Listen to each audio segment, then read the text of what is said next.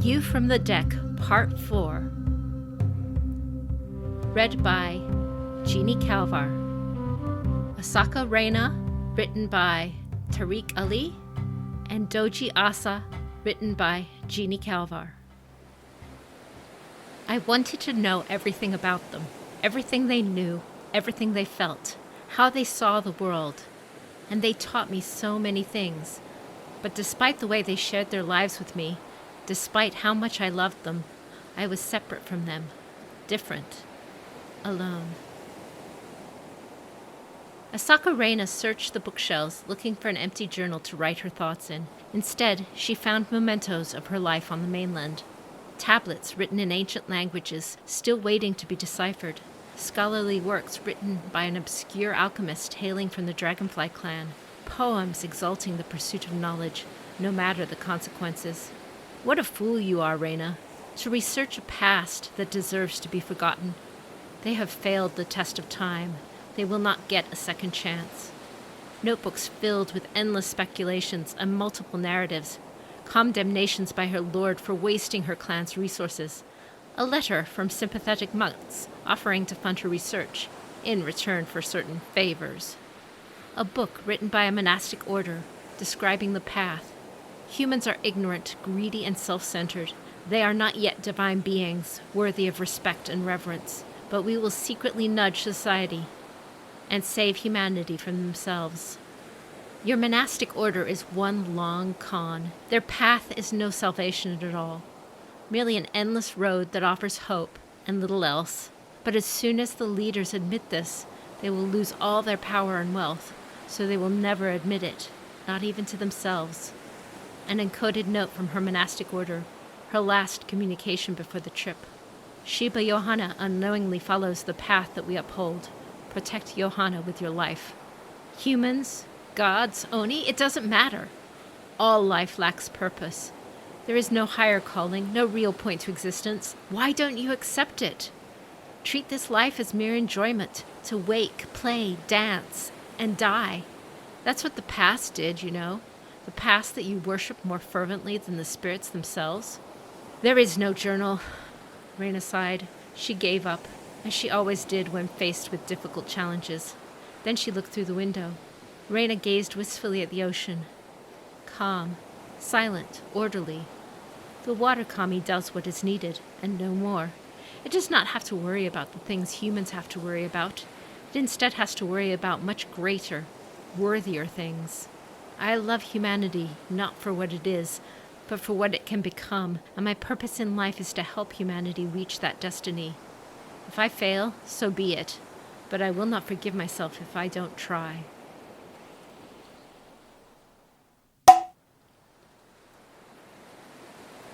The world shifted to the left alarmingly yet again, and a wet calligraphy brush took the opportunity to roll across the small writing desk.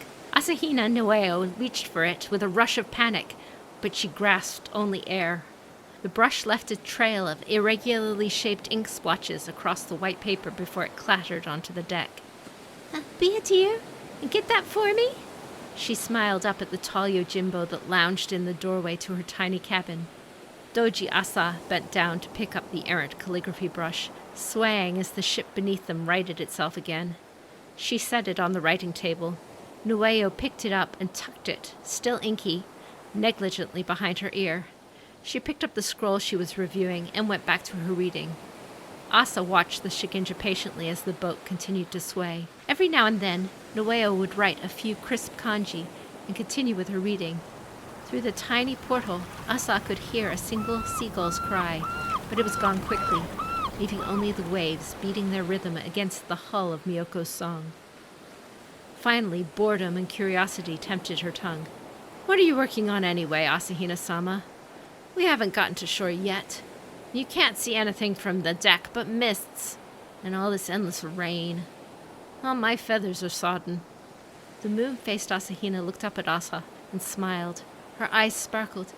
Oh, I've waited months for someone to ask me that. Are you sure you want to hear? Asa put a palm to her forehead as she shifted her balance. Fool! Never ask a Shikinja what they're working on. You know better. A slender woman forced out an interested expression and braced herself in the doorway to get more comfortable, lowering her hand. "Of course, Asahina-sama," she lied. "At least until the end of my shift." The Shigenja shuffled her papers quickly, pulling out one from the bottom of her stack. "Of course, I will be brief then," she offered, waving the paper so quickly that Asa couldn't hope to read it. "Clearly, as you can see here," Nueo waved the paper again, "our destination is a land prepared by the Lady Doji, somewhere between 100 and 120 of the Isaman calendar, during the reign of Emperor Genji, preserved by the mystery of the water dragon for 1,000 years. Now we have a legacy of the Kami's works, a carefully preserved relic of the past. As the scholar Otomo Kenji wrote in the 400s, there is no part of the world she would not save. Now, that is contradicted by Mayushi Minoru in 549, but he was playing into the conflict with the Kodo Senbei in the imperial court at the launch of the Goshen War." The small muscles in her jaw clenched as Asa stifled a yawn. "And that means?" she politely recovered by asking. "That means, Asa-san, that despite what it says in The Cost of Grace, everything Lady Doji wanted to preserve, all that she wanted to save from the ravages of time and the loss of memory, every scrap, every observation of what came before, what she found when she arrived at Ningado, even her memories of Tengoku herself, they all could be there. Not changed to please this emperor or that champion, not slightly modified for political expediency, nor due to a copyist's error. Whatever she intended to save, in its rawest form. Don't you see? We could find out the truth." Asa shifted to a standing position at the mention of the book banned by imperial edict. "The truth about what?" Nueo looked up. "About everything." Emerald Legacy is a fan-driven project. It is not endorsed, sanctioned, or in any other way supported directly or indirectly by Asmodee International, Fantasy Flight Games, or Edge Studios. Stories are protected under a Creative Commons Attribution 4.0 International License. The music in this production is Cambodian Odyssey by Kevin MacLeod. To support this project, please visit patreon.com/emeraldlegacy.